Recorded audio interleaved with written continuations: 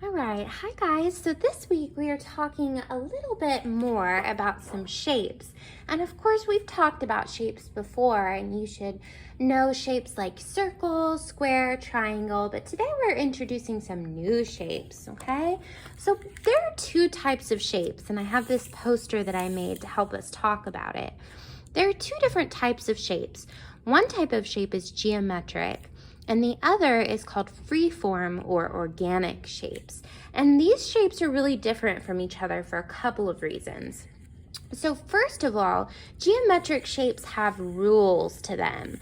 Like, for example, a triangle always has to have three sides that meet in three different points. That's the rule for triangles. For rectangles, it has four sides that are all flat, and two of the sides are longer than the other two. That is the rule for rectangles, and it has to follow those rules every time to be a rectangle. An octagon is the shape of a stop sign, and it has 8 sides. 1, 2, 3, 4, 5, 6, 7, 8. Octagons have to have 8 sides to make them an octagon, and so on and so on. All of my shapes have rules on this side of my poster, and they are all geometric, okay?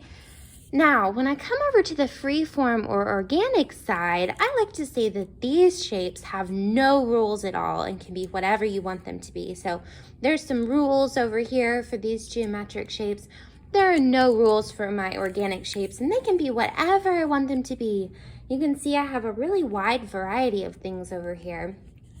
And I've drawn some just like blobby type shapes that are whatever I wanted them to look like. Because again, we're not following any rules for these, so I can make them as crazy and curvy as I want. But then I've drawn some other things that you might recognize. Like, for example, I drew a flower. And a flower doesn't necessarily always have to look the same. A flower has no rules at all. If I want to draw my flower with 100 petals, I can.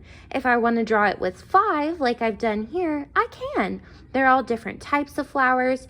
You might draw a flower that looks completely different from someone else's flower. Likewise, I drew kind of a leaf shape down here. And leaves can be all different types of shapes and even colors, so there are no rules for how leaves should look. So that would be an organic or a freeform shape. And then I also drew kind of a curvy pear shape right here. So things from nature are great to look at and get inspiration for our freeform or organic shapes, but they also could just be like crazy blob shapes like I did here. So they can really be whatever you want them to be, and this is the most creative type of shape. But we also want to keep in mind our old classic friends, the geometric shapes, okay? So for our art today, we are going to be using a couple of geometric shapes and a couple of organic shapes. We want to see an artwork that has a little bit of both. So you might be more familiar with the geometric shapes, and you might be saying, Mrs. Turner, I really just want to use triangles. I love triangles. But I would encourage you to try to come up with your own type of shape that's a little bit more freeform and push yourself to be creative. So I have a white piece of paper here. You can start with any color of paper that you want, cardboard, it's up to you. And today I'm going to be using some markers to draw some shapes. You could also use crayons, you could use colored pencils, you could use just a regular pencil for drawing. And then later, I'm going to cut out some shapes out of some colored paper and glue them on top of my artwork. So if you have some colored paper or some old wrapping paper or an old grocery bag that you might want to cut up into some shapes and glue on top of your work, I think that would be a great idea too. So here's my process. Here's how I'm starting. I'm going to start by doing my geometric shapes first. And I'm just going to pick a color of marker that I like, and I'm going to draw a couple of different geometric shapes on my paper. So I think I'll do a square up here, and I am being a little bit random about where I'm putting these shapes, and you'll see why in a minute. So then I'm gonna draw a circle, and my circle's not perfect. You can see Mrs. Turner isn't a robot. I can't draw a perfect circle, but I'm just trying my best. So if you're trying to draw a square and it doesn't look perfectly straight on all the sides, don't worry. As long as you're trying your best, that is all that matters. I might do a kind of like an upside down triangle up here. So now I have a square, a circle, a triangle. I think I'm gonna add one more sort of geometric shape for myself. And maybe I'm going to do a diamond. So a diamond is a little bit skinnier than a square, and it's turned on its side so its points are up and down. So now I have 4 geometric shapes that I like. I have a circle, a square, a triangle, and a diamond. Now I'm gonna go in with a different color, and of course you could make all of these different colors if you want. You could make everything the same color if you want. I'm just kind of going with the flow and letting my creativity express itself. I think I'll use a green for my organic shapes. So now I'm gonna go in and I'm going crazy. I'm just gonna do whatever shapes I feel like I wanna do on my paper. There's kind of a weird blobby one. I might do one that kind of looks like a hand or the branches of like a leaf. I like that one. That one makes me happy. I might do kind of a pear-shaped one like I did on my poster over there. And then I think I need one more down in this corner to fill the space. So maybe I'll just do kind of like a wavy shape down there. Okay, so now that I have my geometric shapes and I have my organic shapes, now I'm gonna go into all of these shapes and see what I might be able to turn them into, okay? And I'm thinking about some things that maybe all go together. So I'm turning my paper, seeing which direction I want it to face. I think I want it to face this way. And I'm gonna start turning these shapes into things. So I think I'm gonna make this one into a cloud. It looks kind of like an abstract cloud to me. So I'm gonna color it in with my blue marker, and I'm gonna pretend like this is a cloud in the sky. And I'm doing a really good job using my best craftsmanship, coloring all the way to the edge of my shape. I'm even going around the edges and kind of outlining where that color should go so that I'm doing a good job of staying in the lines and making sure I have no white spaces in that shape. So there's my cloud, okay?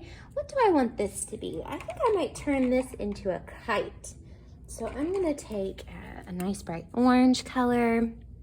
Oh, that orange has some fuzzies on it. I wonder if that's mold. And then I'm just going to color in this shape. A kite needs a string, so I'm gonna do a string coming off of it. Maybe my kite has some little bows on its string. And then I'm gonna go back into my kite and I'm gonna add those lines in the middle.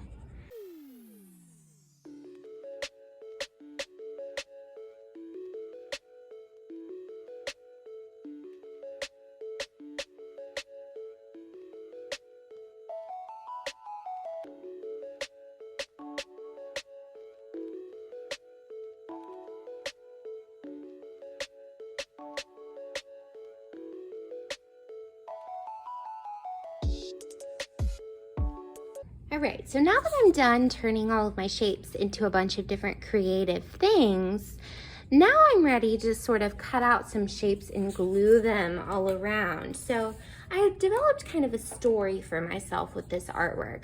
I'm thinking maybe it's a nice summer day, maybe there's a birthday party going on. I turned this into a balloon and I turned this into a present. So maybe someone's having like a nice birthday party on a summer afternoon and maybe they're flying kites. There's some leaves drifting around. So I'm gonna keep going with that theme. I'm going to get my yellow paper and I'm gonna start cutting out some organic shapes.